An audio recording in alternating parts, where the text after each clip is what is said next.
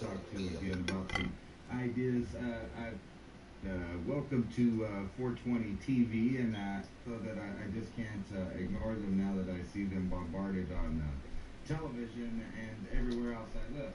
So I kind of wanted to start out with an idea and ask you what you thought about it, because I know that you're, somewhat of an expert on just about all of the ancient peoples and the directions of their religions and kind of like little groups and cults that they make from that. But I was reading about Saddam Hussein and his obsession with the thought that he thought he was the reincarnated Nebuchadnezzar.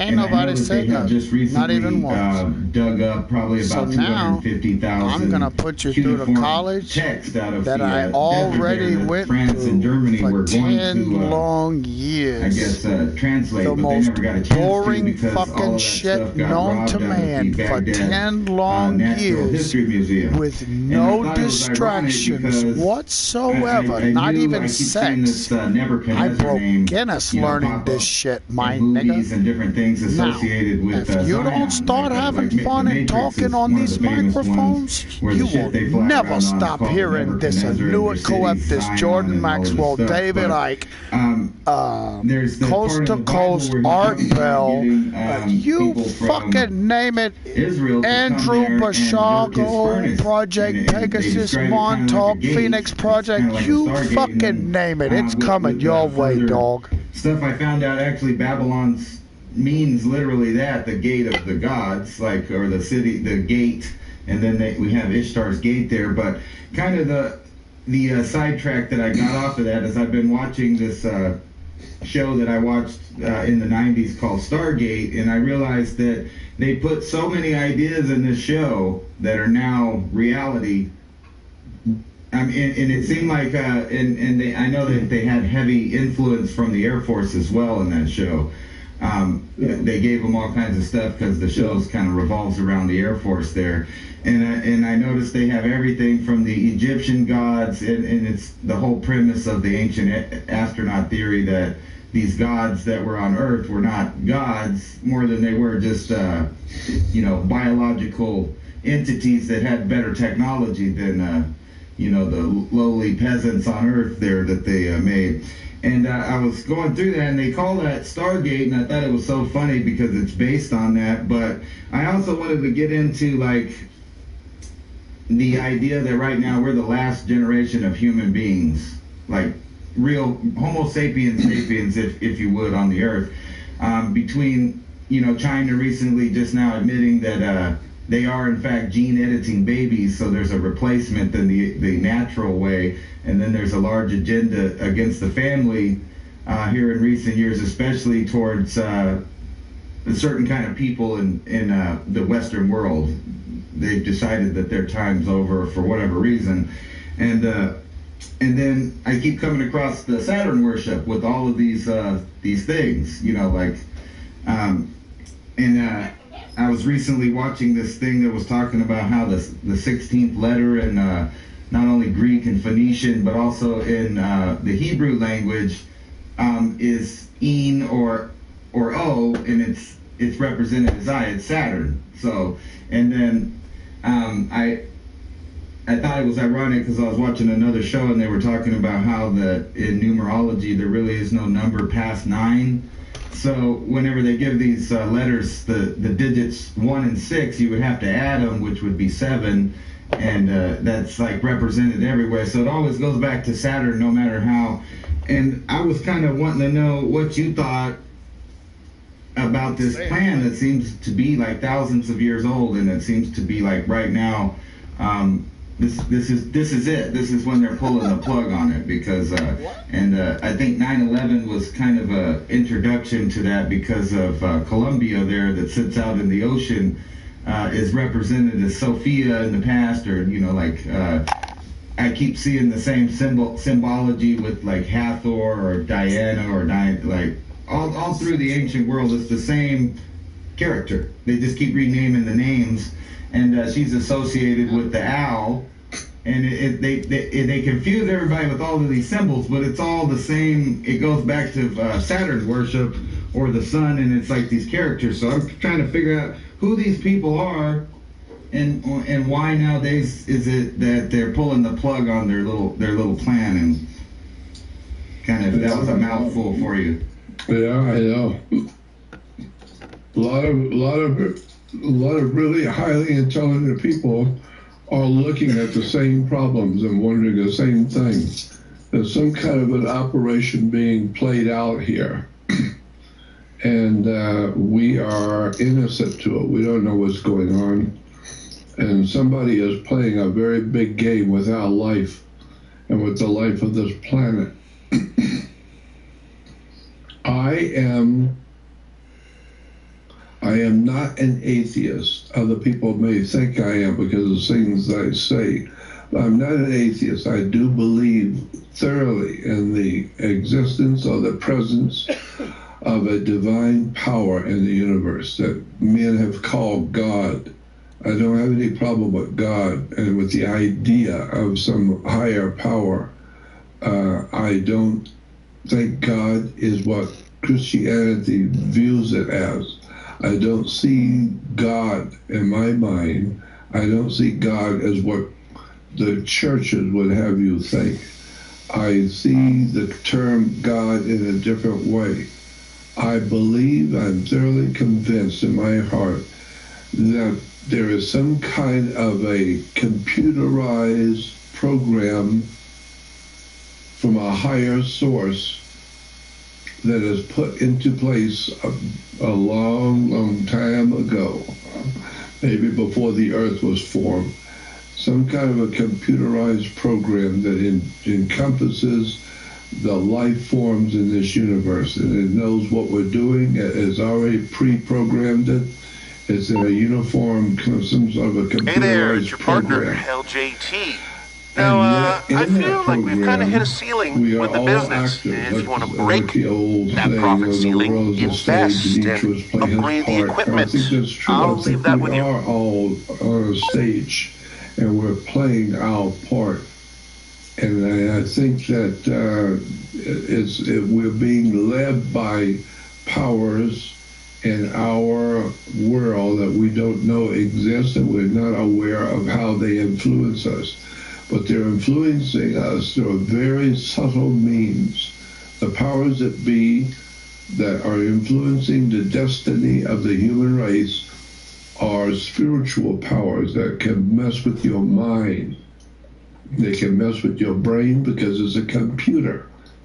And your biological nervous system in your body, we are told if they stretched out all the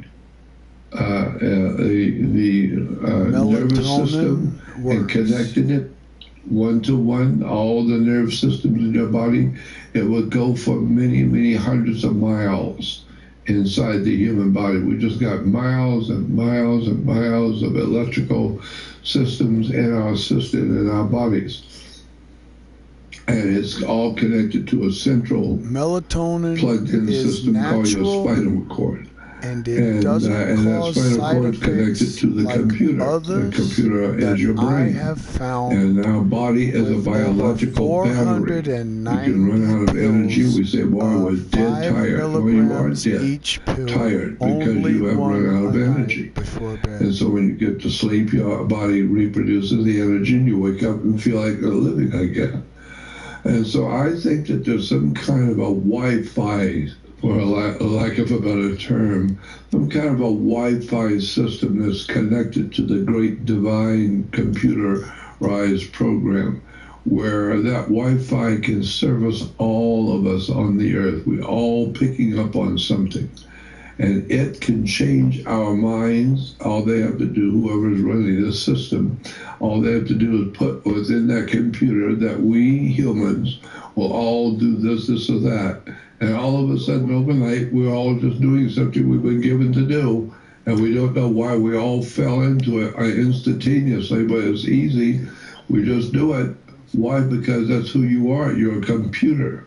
Your brain's a computer, and somebody sent a program into you, and you've been programmed. So we have a television program.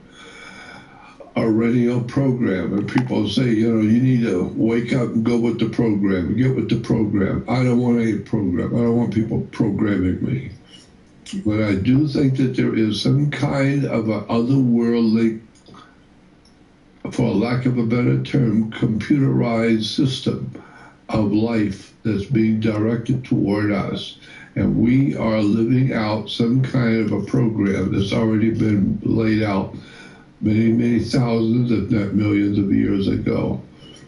But in that program is room for extraterrestrial life forms who have come here from other worlds, and I'm totally sure that they are here.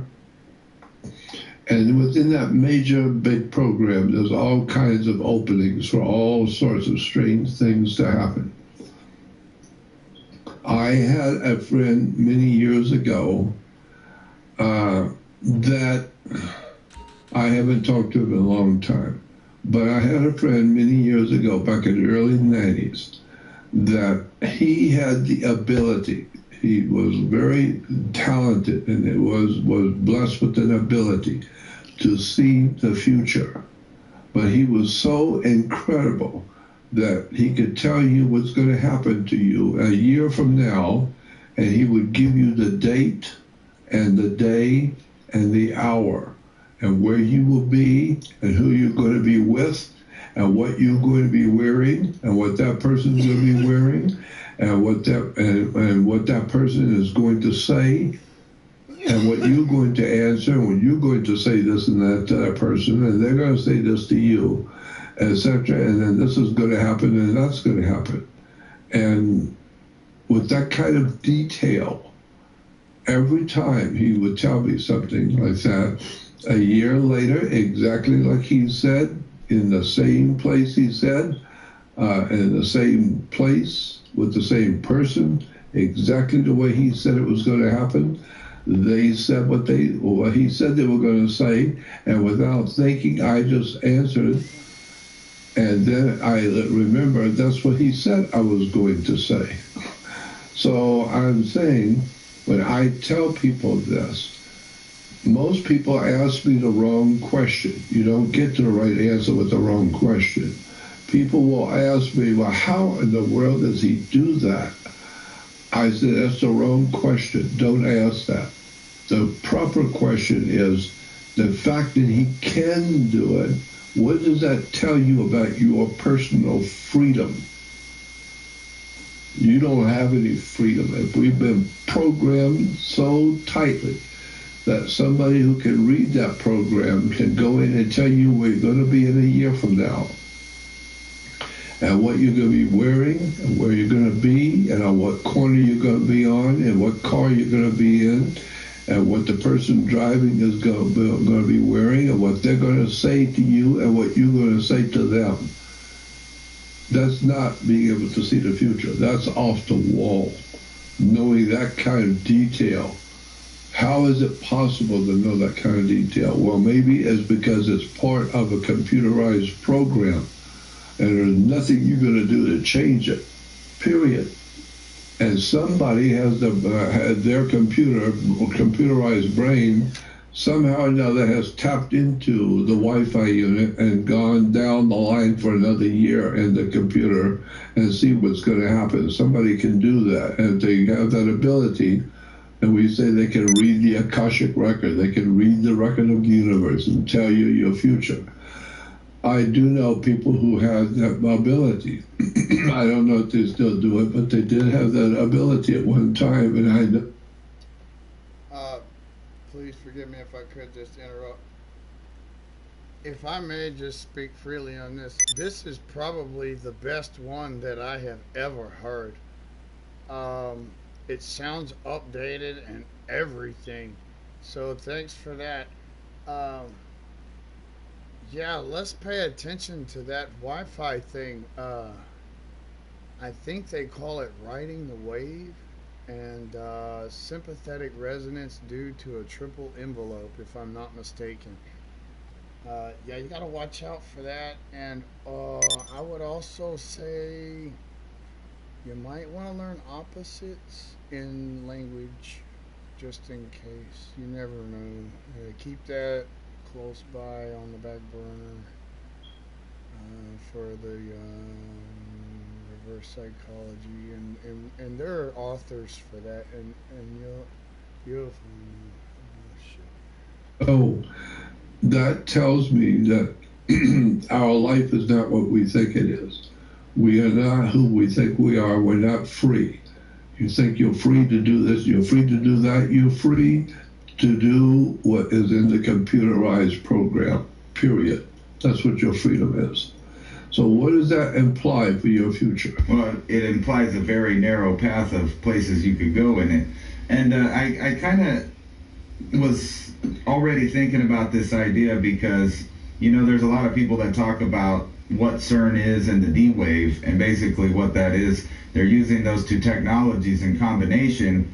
The D-Wave is going down so far into the subatomic level, and then using that as a quantum computer, but they're pulling information from somewhere and they can't explain where that somewhere is.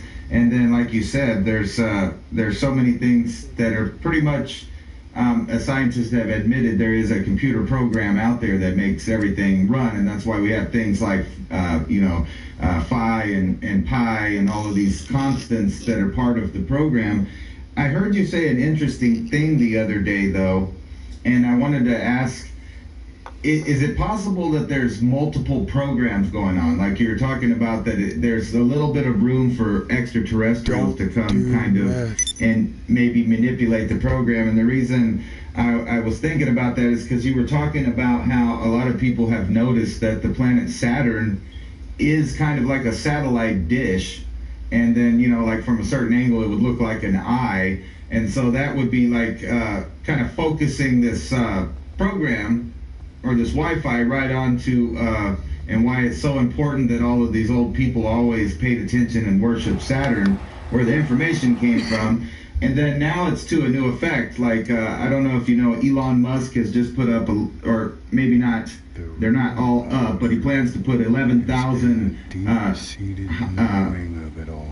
microwave satellites to beam constant Wi-Fi down to the Earth. And then there's another company that's putting 20,000 of these 5G beaming microwave. It's a whole. The technology is going to be not only coming from your neighborhood, but from space, beamed down right on you. So we're in a bubble of microwave radiation that's programmed with a computer program. So it's constantly sending data, and we know that our body interacts with that. Like you were saying, we're a computer ourselves, and now it seems like they've found a way to cut us off in a way from the program that's already being beamed in naturally to you to be an animal or a human or whatever on each of these planets. You know, you're getting a program that tells life how to unfold, but now it seems like there's multiple parties trying to get their own programming in there, or maybe cut the other one off. Well, I'll tell you one thing I know for sure. There's no doubt in my mind at all, because of what I've seen and heard from all kinds of people around the world over the years. I've heard it many times from many people in many countries telling me of their personal experiences. And there's no doubt in my mind, there are competing dimensions. We are living in a multi-dimensional life. While we're living here on this earth every day in our life, there are other worlds of activity going on right here in front of you. You just don't see it. But there are other histories and things which are happening in another world that are happening right here with you. And once in a while, as life would have it, our computerized brain just, for some reason, can pick up on a signal, which is, it happens in computers. They will pick up on a different program and switch over for a moment. And you say, I just screwed up. The computer just screwed up and went to another place. Why? The reason why the computer screwed up and went to another place is because there is another place that the computer could go to. It wasn't supposed to, but it could. If you knew about it and you directed the computer to go there, it would be there. Well, it's there anyway. And so when you're looking at the computer looking this way, something happens, it popped over there for a moment, and you see something over there that you weren't expecting, and it comes back. The mere fact you could do that is because there is, in fact, something over there that the computer is designed to connect to. And so I think that there are other dimensions right here on the earth that are living with us right now. So while we're sitting here talking, there could be another dimension that's 10,000 years old, maybe 30,000 years old, 100,000 years old, that's happening right now. And that if you could see it, then you would see dinosaurs and you would see all kinds of off-the-wall things going on the earth if you could see it. But your brain is not designed like a computer to just go one place at a time. Scarlett Johansson. But I have seen things with my own eyes that are not of this world, and I know what I saw, and I'm not stupid. I know what it was that I saw, and it was not of this world. And I've heard too many other intelligent people, highly placed intelligent people, tell me the same thing about their life, that they have seen things from another time in another place, and exactly they were right in the middle of it, and then they came back like in a time machine. You come back to the reality you're living in. Well, where the hell were you just now, a couple of hours ago, when you were in another world and experiencing another world system in another place and in the universe? Where were you? And now you've come back here. Well, in point of fact, you didn't go anywhere. You were right here to start with. The computer is sitting on the table. It hasn't gone anywhere, but it picked up on another program in another universe. And you were part of it. You were there. So that implies... And you know, that it's funny that you say that, because I think it was like a week ago, NASA came out with an article that pretty much they were admitting that our universe that we conceive here, like, you know, where the stars and the planets and all that stuff that we call the known universe, is actually unfolding into a universe that already existed. And now they're thinking that this may be the explanation for stuff we call dark matter and dark energy and stuff. It's things that were already here Einstein before we were here, or at least our matter and what we think of as our realm or our dimension. So we're unfolding into another dimension that's already, like you said, it's right here right now, but it's not here. It's somewhere else. That's right.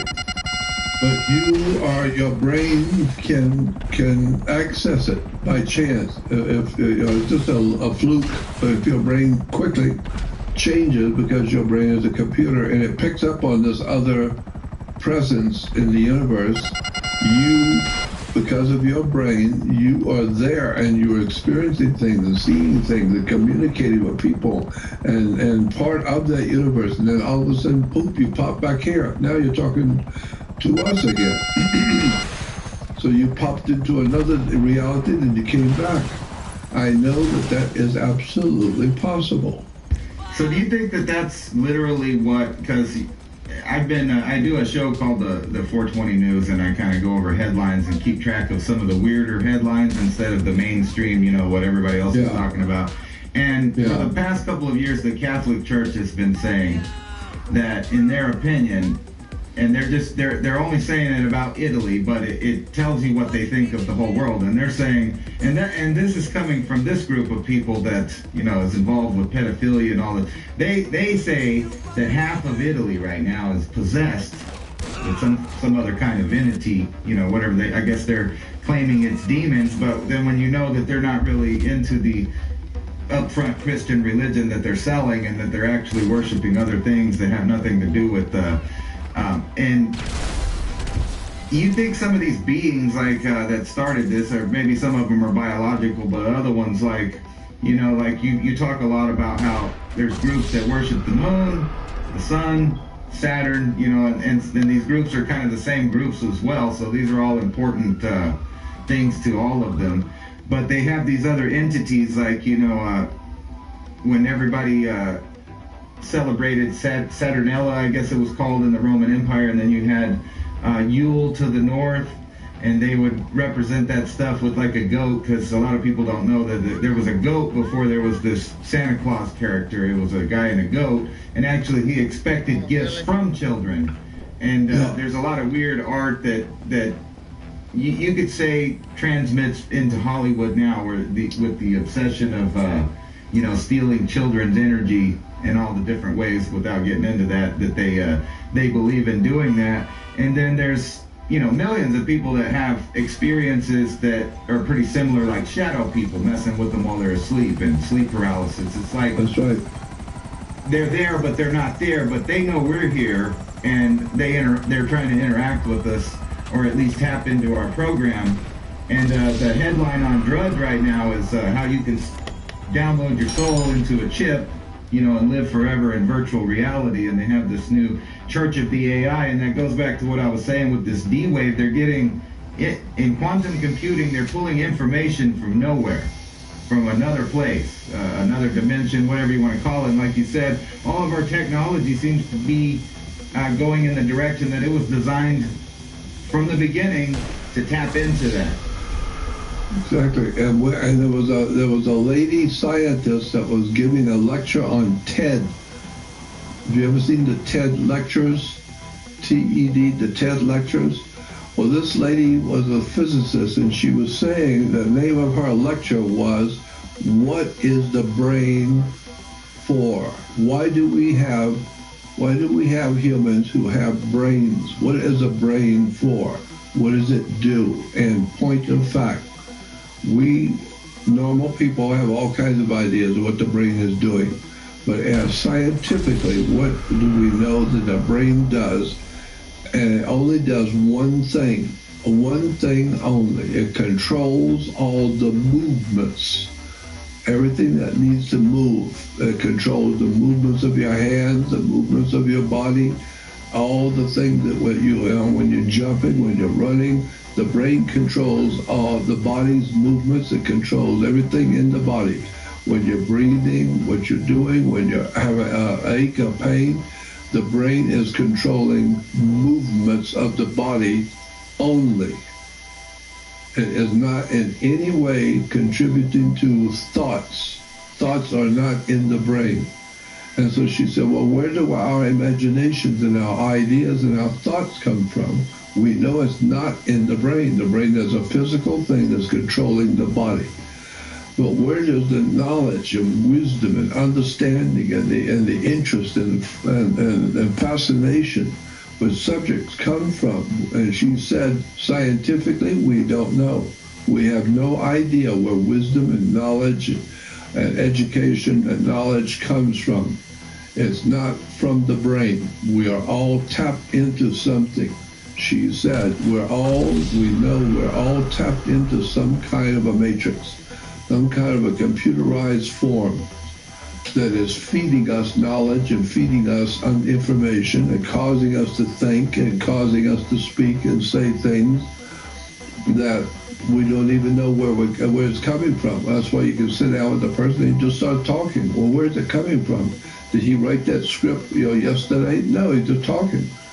It's just coming out of his mind. He's just talking. Well, it even seems to be limited. I was actually talking to my son the other day about that, he was telling me, well, where do we get ideas? And I was saying, I don't know, but I know that we never get new ideas, like really new ideas. Like you can't think of a color you've never seen or imagine a sound you've never heard. You have to have some kind of reference.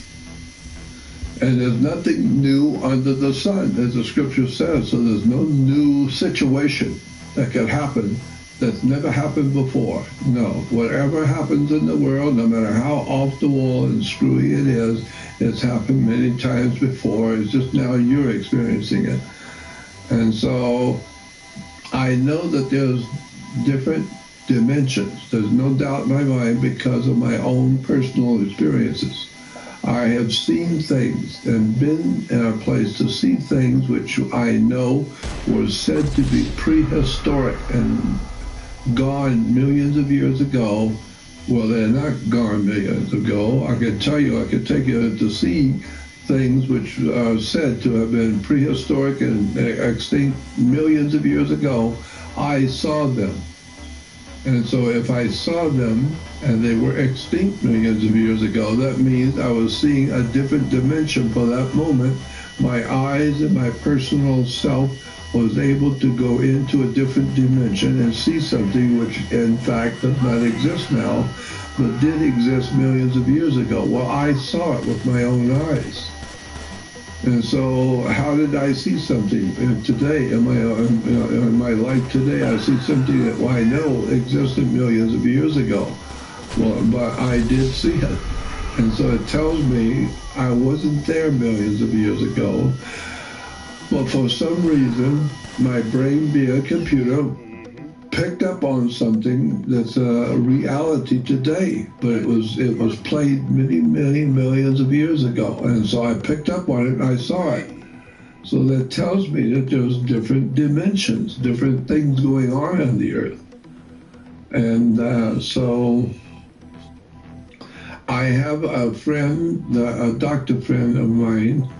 He took me to meet one of his friends who was an old man, about 95 years old. He was a military, he was a Navy flyer. And this old guy was about 95 years old, and he was a Navy flyer. And he was telling us, when we went over to see him, we got to talking about strange things, and he was telling us his story. He said that many years ago, he was a squadron leader, leading a group of planes into the Bermuda Triangle. And he said, we didn't think of it as the Bermuda Triangle. That's where we were. But today you call it Bermuda Triangle. That's what we were. And he said, and I was a pilot. I was the head pilot. I was the pilot.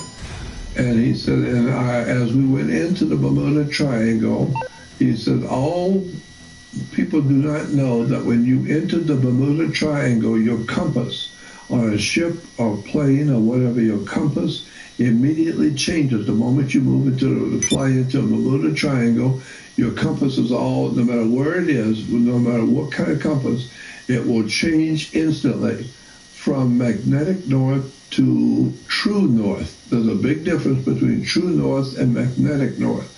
And if you're flying in a plane, it's using a compass that goes by magnetic north.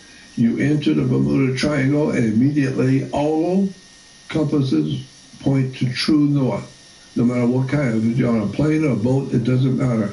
Why? Why is it just in the computer, just in the Bermuda Triangle, all compasses change instantly to true north? I don't know. It's just fascinating. Something down there, something's causing it. But he was saying that when he was a squadron commander, he was leading a group of planes, and he was a lead plane, he was a lead man, and he said, I turned to my co-pilot and told him to take over. I'm going to the boys' room and take a smoke. And he said, so I went back into the back of the plane, went to the men's room, and he said, and lit up a cigarette, and I was talking and thinking, and he said, so I came out, I was in a different plane. I was in a totally different plane. And he said, and all the soldiers were soldiers from the 40s. They were all dressed in U.S. military form, Navy, flying, but it wasn't U.S. Navy. It was like some kind of a naval operation with U.S. insignias, but it wasn't modern day. It wasn't my time. This goes back to a long time ago. And he said, and I looked at them, and they looked at me, and everybody saw me, and they were wondering, who the hell are you? Where did you come from? And he said, I'm thinking the same thing. Where am I? I was in my plane. I went to the bathroom and come out, I'm in a different plane. And he said, they came up and grabbed me and held me and took me up to the pilot. And they said to the pilot, this man was on the plane. We just came out of the men's room, he was on the plane. So they thought I was a stowaway. And he said, and they told the captain, he's a stowaway. And the captain said, well, hold on to him, and he will be arrested when we land. And he said, I told him, you can't arrest me. I am a captain. See these stripes? Yeah, you know who you're talking to here? And he said, it doesn't matter how many stripes you got. On this plane, I'm the captain. You're on my plane, and I didn't bring you here, so we're arresting you when we land. Don't tell me about your stripes. I don't care who you are. We'll let the government figure it out. And he said, so I argued with him for a little bit, and the captain says, if you're the captain, you want to fly my plane? And he said he just made the gesture. He's going to get up. Here, you want to fly it? And he said, I looked at the plane and I couldn't read. I didn't know how to fly this plane. I didn't know how to read any of this. And yet it's an American-built plane, and these are American flyers. I'm one of them, but I'm from another time, and I'm in the Bermuda Triangle, and another person's plane, and from another era of time. And so he said, so I'm just telling you, at 95 years old, I'm just telling you what happened to me. I don't know how to explain it. That's just my experience. Well, that tells me this old man was not making this up for a movie or a television show. He was just telling you what happened. Well, that's like the ancient people. They told us stuff from the ancient Sumerian days. They told us some 5,000, 7,000 years ago. They told us things and stories, and we think, oh, that's a bunch of silly, nonsensical bull mythologies and all that silly stuff. No, they were just people 5,000, 7,000 years ago who actually saw things with their own eyes and experienced things, and they were trying to explain it and write it down what they saw, so that they're telling you something that today sounds absolutely outrageous and stupid to us today. Yeah, but you weren't there. And, wait till you see something that doesn't make sense. Well, I mean, I have myself, and I didn't know whether to chalk it up to imagination or stress, but I didn't really have any stress at the time, so it was hard to, blame it on that. But I kind of think that the weird way that our technology and society is going right now, like I read every other day some new niche that's made for human beings that we've always filled and had a purpose for is now being replaced by some kind of AI, a robot, or a learning machine. And then at the same time, nowadays they can literally upload and download DNA through DNA printing and virtual DNA in the computer. So they can design out a whole DNA strand in the computer, print it, and then inject it into you. And now that we're doing stuff like gene-edited babies, and it seems like they're trying to change over right now. And what's going on is I know that for the Western world, most of us are, not me personally, but most of people are infertile now. They can't even have children.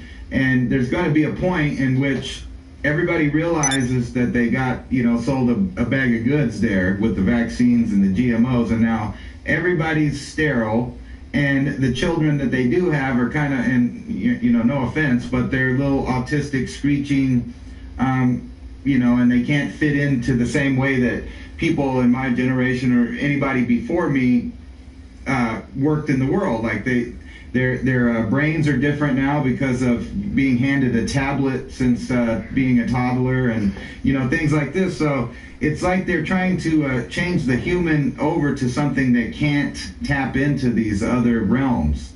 So we're more of I don't know, another way to say it is kind of like a gray, I guess. A little automaton that's biological but no longer has any kind of intellect or anything, and it might be good at one thing, like a lot of autistic children are good at one thing, like music or drawing or something, but everything else they can't figure out how to do anything. So they have one function now that's kind of programmed to them.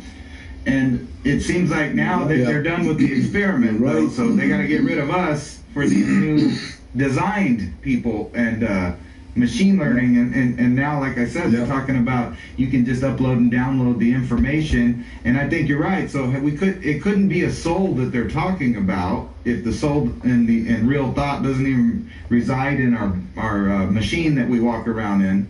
So what is it that they're putting in there? It can't be the essence of man, or is that the whole reason they're trying to get rid of that, except for a few elite people to be able to enjoy that they're a regular human still? Well, I think that there is some kind of a mutation going on purposely to change the human race into a different kind of creature. That is, in my opinion, obvious. They are reprogramming our minds and our brains around the world. And the thing that I do is pattern recognition. I've always been good at seeing patterns in things. And I see a profound pattern recognition of people all over the earth being reprogrammed into a different kind of life. And this is why they're destroying all cultures. All the cultures of the world are being destroyed. And they want to somebody wants to amass all the cultures into one culture. And I remember that one Masonic writer, Albert Pike, wrote he was a very famous Masonic author, Albert Pike. And in the first couple of pages of his book, he said something that caught my attention. And I've thought about it ever since. When I was young, very young, I read it. He said, if you want to control the whole world, don't worry about having to control all the humans on the earth. Learn how to control one man and one woman, because all men are men. So you learn how to control a man, you've learned how to control the world of men. If you learn how to control the ideas, the thoughts, and the life of a woman, you now can control all women, because they're all the same. So therefore, it boils it down to not all the people of the world, but what is a human man? What is a man and what is a woman? Where did we come from? And then you begin to go back into the Old Testament of the Bible in Genesis. And in Genesis, it has an incredibly fascinating story there that most people have never heard before, and the churches don't know anything about. And the people in churches, the clergy that do know, they're not telling the Christians anything. They're not telling you the truth. They're giving you fanciful stories, because that's all we humans want, is just to hear a nice story. That's all we want. When we go to a movie, it doesn't mean it's going to change your life. It just means it's an interesting story. That's all we were paying for. We don't want to change our life. We just want to see a different story. So we pay money to go see a movie. Well, that's what's happening in a church. That's why when you go to a movie, you go to a theater. The word T-H-E in Greek is God. God is T-H-E. The is God. This is why if you're going to study, the study of God is called theology. And, theology gives us theocrat. Theocracy is the rule of God. The is God in ancient Greek. And that's why when you go to a church, it is a theater, because it is a show about God. It's a God show, the theater. And so it's a fascinating and profoundly complex story about how we are created in the image and likeness of God. And what are you talking about when you talk about God? Like I said, I don't see God in the same way other people do. I believe that what we're talking about is some kind of an incredible, unbelievable, unfathomable subject of a world computerized system of life in our galaxy. And it's an incredible story. It's not a God that loves little children and created the flowers and created the beautiful things on the earth. That is the same God created the black widow spiders, the boa constrictors, and the predator animals, and the lions that eat other animals and tear them apart and eat them, and all of the wars and the violence and the pornography and the craziness and lunacy, alcoholism, drug addiction, and murder. It's all part of God's creation. I don't see God as just one wonderful father. No, the Creator is a creator of all things. And there must be some kind of a computerized system that the Creator has put into place which controls his creation, period. Yeah, you say that, and I've had this thought before, that there's kind of only two possibilities with the all-creator God. And that's like one, like you said, that was actively involved from the very beginning in every detail of how things would unfold. Or another option is that our existence is an experiment, and we know that you can't observe an experiment without changing it. So it would seem like if there was a God that had an experiment and there was going to let free will go, that we would have to be in a bubble, with time there, and he would have to be outside. But if you think if God has no time and he's outside of that bubble of time, the experiment would be over immediately for God. Like he would start it and it would end to him instantaneously. But for us, we're this big old long chain of events of things interacting, and you only really get two choices with that. That's God's was involved in the whole thing, or he set himself apart, didn't pay attention to it because he didn't want to change the outcome of the experiment, which we know that happens. If you observe something, you're changing it just from the simple fact of, we still don't get that. Thinking about it, I've always took that experiment to mean that that's mind over matter, because